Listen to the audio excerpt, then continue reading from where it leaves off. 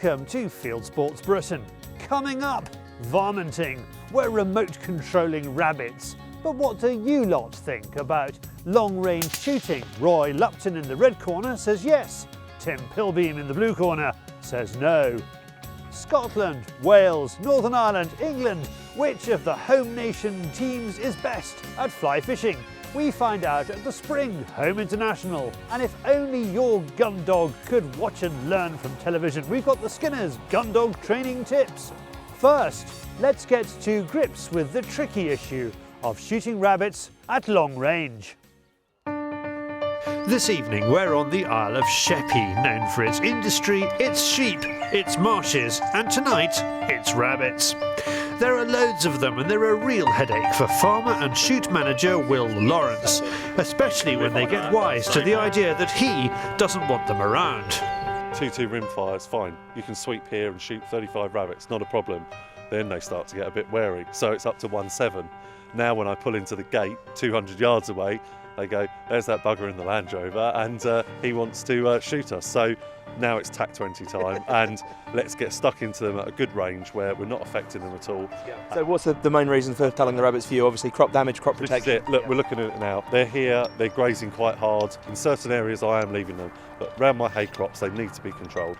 And they're such a plague to me, and however they die, that gun hits them, they are dead. They don't know anything about it. It's not about retrieving meat, it's just about controlling a pest species. Pest control. It is exactly that. Roy Lupton's friend Chris has taken on the job of clearing them out. He's invited Roy along to lend a hand. They'll be shooting out to 350 metres tonight. Further out on the marsh, it's possible to shoot out to 600 yards.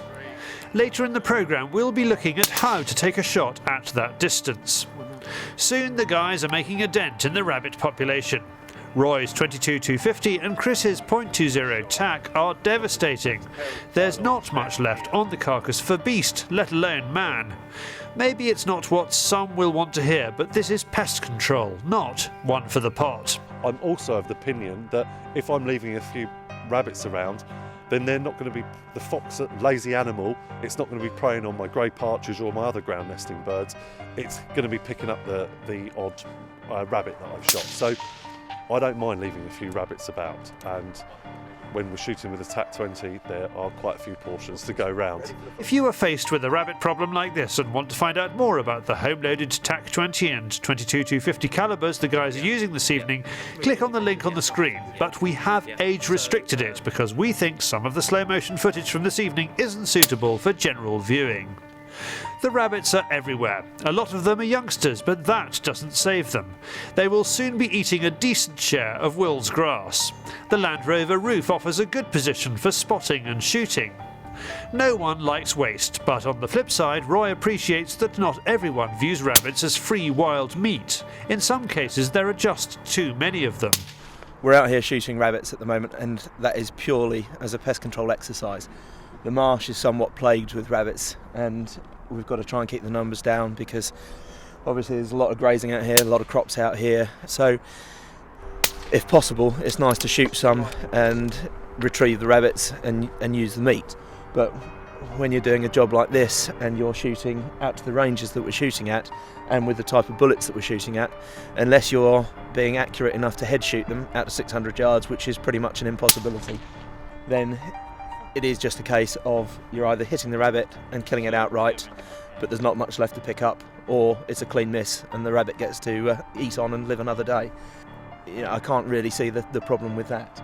I can see that it would be nice if we could retrieve a lot more of the rabbits than we are retrieving, so we could use them for ferret food or dog food or whatever else, but in a situation like this, it's just simply not practical. As the light fades, we pack up. It's an unusual end to a shooting day as there's nothing to show for our efforts. Then again, a fox might be filling its belly with rabbit meat tonight instead of grey partridge. Roy and friends staying on top of the pest control problem there. And if you'd like to see another film we've made about long-range shooting, please click on the screen that's magically appeared in the sky behind me. And if you've got any views about long-range shooting, of course get in touch via Facebook, email me, charlie@fieldsportschannel.tv, or leave comments if you're watching this on YouTube down there below me. Now, somebody else I wouldn't touch with the barge pole and keep as long range as possible, it's David on the Field Sports Channel News Stump.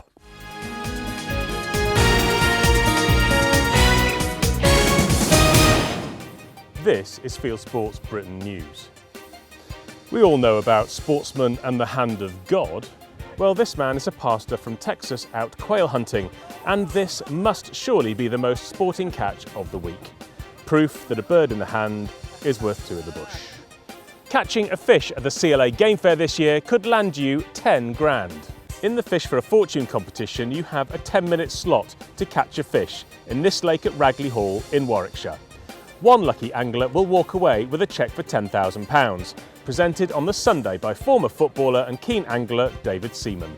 For more about Fish for a Fortune and the CLA Game Fair, which is on from the 19th to the 21st of July 2013, go to gamefair.co.uk. Eddie Nash always said he'd do something silly when the Lamping Foxes group on Facebook reached 1,000 members. And he's done it. Here's his new tattoo. But name the body part. It's National Shooting Week in the UK next week. If you've never been shooting before, you can go to clay grounds and rifle ranges all over the UK and try out shooting for the first time. Organised by the Countryside Alliance, the week runs from the 25th of May to the 2nd of June and has the backing of both the Minister for Sport and the Shadow Minister for Sport. For a map of places to go, visit nationalshootingweek.co.uk. And finally, here's a bus driver who picked up an unusual fare in Pennsylvania in the USA. CCTV captures the moment the animal is flung through the windscreen. The bus driver then stops to try and let it off, but it looks like the whitetail is only interested in climbing under one of the seats. You can see the single passenger looking on in astonishment. Thanks to everyone who sent it in. You are now up to date with Field Sports Britain News. Stalking the stories, fishing for facts.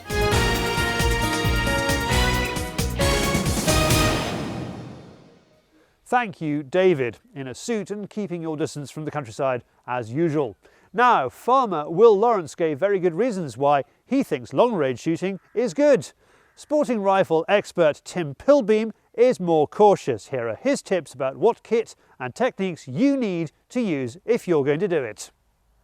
Accurate shooting at long range takes investment in time and in kit. You need to spend time getting your rifle and bullets working in harmony, getting the setup just right. You might be lucky and discover cartridges that work with your pride and joy straight off the shelf and out of the box, but many rifle ammunition combos need fine-tuning for longer shots. Then there's understanding your optics, working out the ballistic data, and of course there are the all-important trigger time and air time too. The greater the distance, the more each variable gets more, well, variable. So certain things which are not a problem at 100 or 200 metres, now at 400 metres are absolutely massive.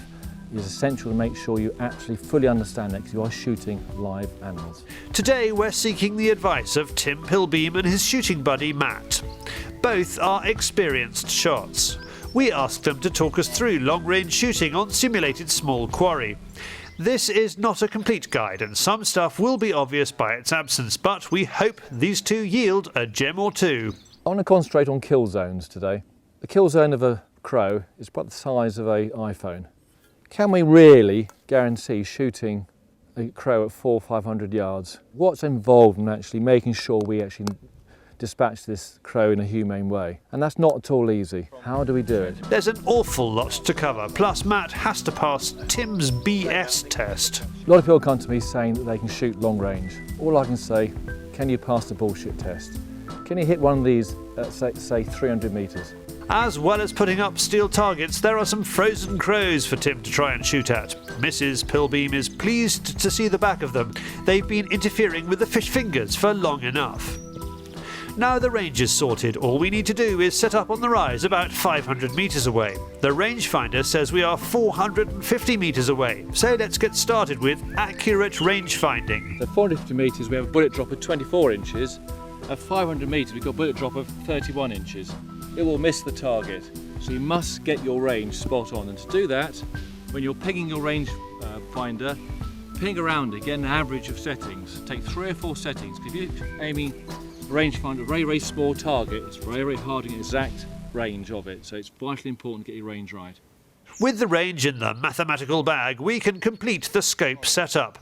Ballistic turrets are essential for this type of thing, and Matt talks us through his Zeiss. Firstly, what you need to know is you need to know the ballistics of your rifle and the bullets you're firing, and you make yourself a ballistic chart. This enables you to know the exact drops of the path of bullet and the adjustment on your scope. So for this, very quickly in top line, we are 450 meters, which gives me a 24-inch drop on the path of bullet, which is 13 clicks on my scope. So I would immediately adjust that 13 clicks. Now let's forget about the kit and calculations for the mo and concentrate on the physical side of shooting. A lot of people have bipods far too high. Get it as low as you possibly can. The lower the better, the more stable position. Now you see my backhand here is actually quite free. I don't need it on the forehand.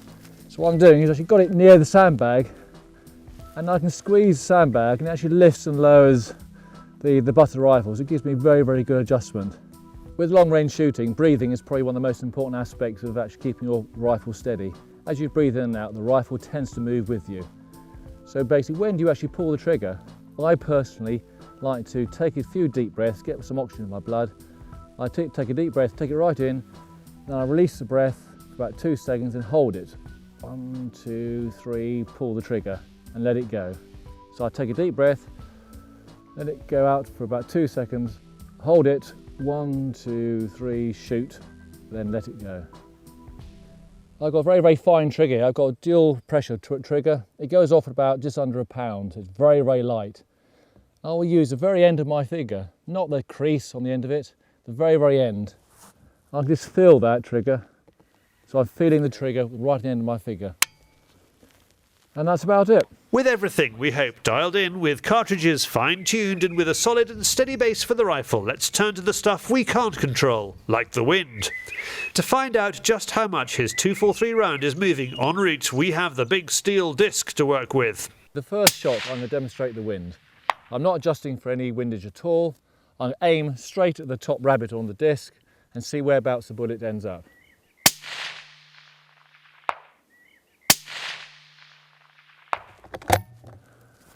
Okay, our first sighting shot gave us 8 inches of wind. The bullets landed 8 inches to the right of the rabbit. I thought it'd be 3 inches to the left. Matt said it would be 3 inches to the right. So unfortunately, I owe Matt a fiver. So despite having all these wonderful data, wind meters, and I just demonstrate, we must understand exactly how the wind's working, especially if you're shooting live animals. The elevation is fine, but the bullet is blown well off to the right. This sighting shot gives Tim the information he needs to put 2 rounds into the kill zone. This also means that Matt passes the BS test at 450 metres, exceeding Tim's challenge of 350. The bullets are consistently finding the targets with a little help from both Shooter and Sir Isaac Newton's work on gravity. But what about our thawing corvids?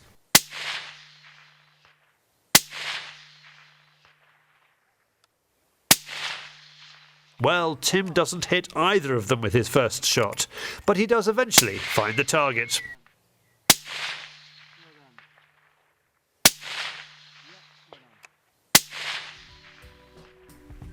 Let's just put this in perspective. We're talking about the iPhone. This is the kill zone of an average crow. Today, over the last hour, the wind was actually shifting a wee bit. The wind was actually moving from 3 to 6 inches. 2 or 3 miles an hour makes about 2 or 3 inches of difference. You can't judge it. It's not easy shooting a crow, and is it right? Can we judge that, Matt? I'm not too sure. No, neither am I. Tim is not confident that at a distance of 450 metres you will always hit a target in the kill zone. That may bother some, and it may not bother others. If we compare a deer with a crow, we hope most people would suggest you get closer to the deer to ensure a chest shot doesn't end up in the guts. But for a pest management job, it might be you think it's less about pinpoint accuracy and more about managing a situation to the best of your ability. It's a knotty question. What do you think? Tim Pilbeam there, putting the kit through its paces, and if you'd like to see more films by Tim, please click on the screen behind me. Now it's Hello Charlie.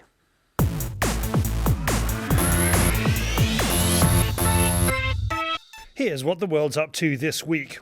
Hello Charlie, no Ollie with me this week, but I thought I'd show you a clip of my father and I fly fishing.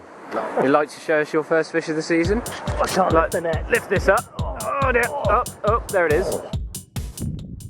Hello Charlie, we're here in South Africa in the Berg. We're waiting for some birds to come in.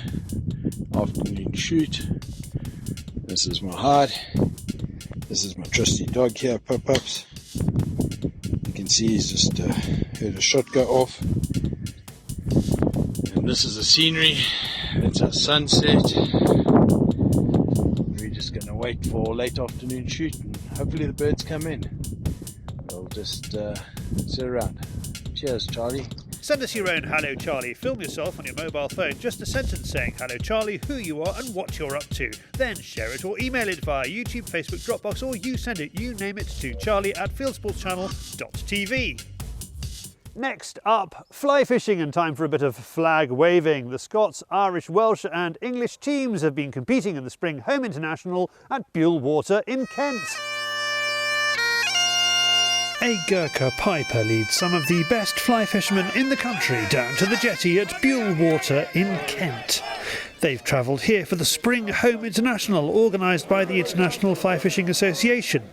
As well as the usual banter between countries, this is an opportunity for the UK's top anglers to showcase their skills and work towards true international competition.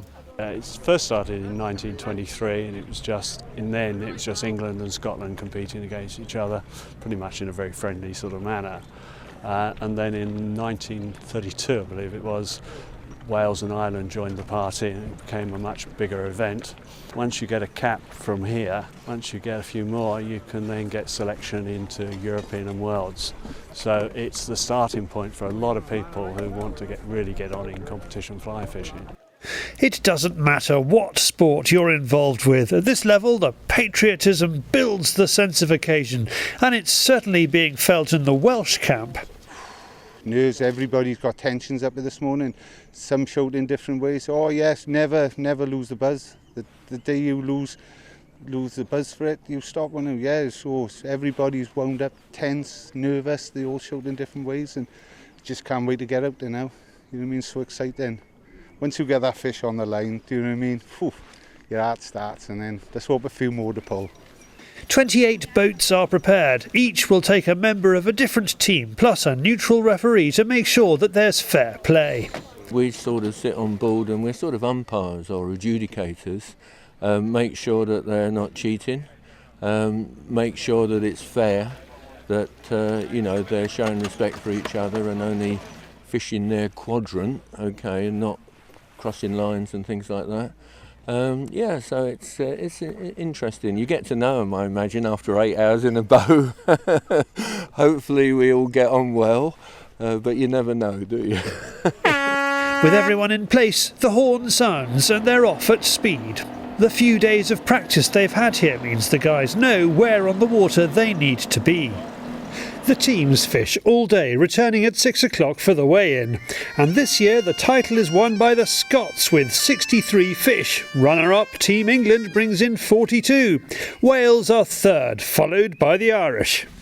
Well, you probably spotted the daffodils and dragons in that film, and that's because David filmed it, and he is, of course, Welsh.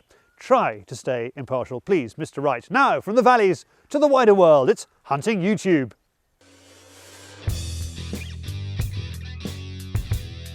This is Hunting YouTube, which aims to show the best hunting, shooting and fishing videos that YouTube has to offer. I start with viewer Andrew Colby, who suggests his own film, Pigeon Control. Andrew is out after ferals in stables with an Air Arms S410 Classic.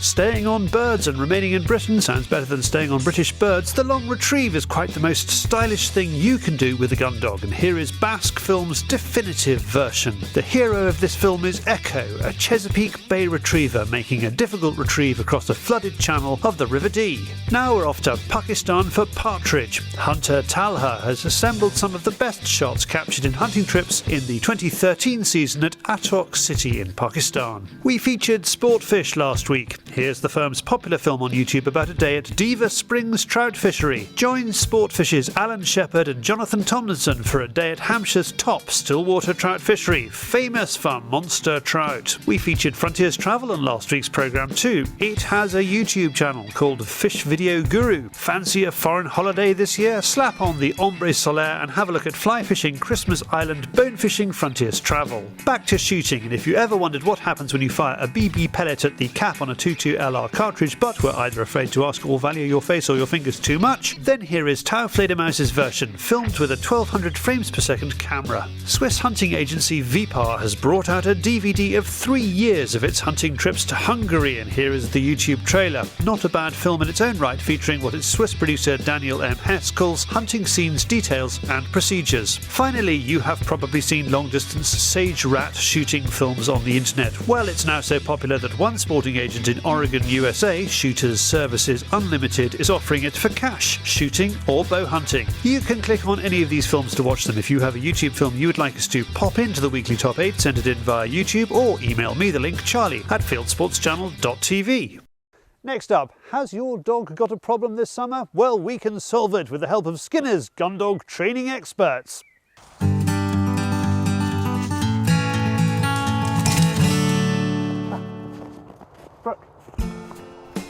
Teaching a young dog like this Labrador how to do a long retrieve is a long process. Here is how top gun dog trainer Howard Kirby does it. Okay, so when we did the long retrieve, we walked the dog out, we set the bird down, we let him mark it, and then we walked him back on exactly the line that I wanted him to take, even the position that I wanted him to jump over the fence. That helps to ensure that in future he takes a straight line. It's very important that when you fire your dog out, boom, he goes out like an arrow, dead straight, nice and true. Makes it much easier for you to handle them because you know where you're trying to get him. If you can send him on a straight line, point and shoot him, you can get the dog into an area really quick. Helps you to pick up injured game much quicker. So if you were to go out, put the game down, go back, go to the car, get a Mars bar. Yeah, there's quite likely he would go back via the car and then up. That's a bit of a silly exaggeration, but if you took a bend as you went, quite often over cover, he'll take that same bend. He'll follow the track back exactly that you went. Now, in a real game retrieving situation, of course, you're not going to walk up to the game with him. Quite right. So why are you teaching him to do this? Well, because this is early stage training. This is, obviously we're going to drop that. You would get people to stand at the other end and shoot game for you or throw dummies for you, which is why it's great to have a training partner to throw dummies for you, so your dog's taking a line straight there and back. But this is all part of the training we do. It's called a memory retrieve, really. And just tell me about this particular Labrador. What is? Okay, so this particular, the Fox Red Labrador here, he's a dog called Brooke. He's very well bred. He's still young. He's a young 2-year-old actually. He's got a lot to learn yet. He's big. He's powerful. He's still goofy. He's big, tall and goofy. It happens to some people, and he's like it. He's going to be very nice when he's older. He's going to be really smart, but we're not rushing him. We're giving him plenty of time. By age, he could have been out shooting this season. We've held him back deliberately, one because we haven't had all the time to train him that we wanted, but two because he's still got a lot to learn and I don't want him out in the shooting field too early. Howard Kirby runs Mullinscote Gun Dogs from Lanes Shooting School near Andover in Hampshire. Visit mullinscote.co.uk. This series on gun dog training tips is brought to you by Skinner's Pet Foods, maker of the Field and Trial range of gun dog feeds. Visit skinnerspetfoods.co.uk. Well, we are back next week when we shall be down under. Yes, very funny, David. Thank you. Now put me back upright. That's better. Yes, we'll be in Australia. And if you are watching this on YouTube, please hit the subscribe button or go to our webpage, fieldsportschannel.tv. Click to like us on Facebook or follow us on Twitter, or scroll down to the bottom of the page and pop your email address into the constant contact box you'll find there. And we will constantly contact you about our programme that's at 7 p.m. UK time every Wednesday. This has been Field Sports Britain.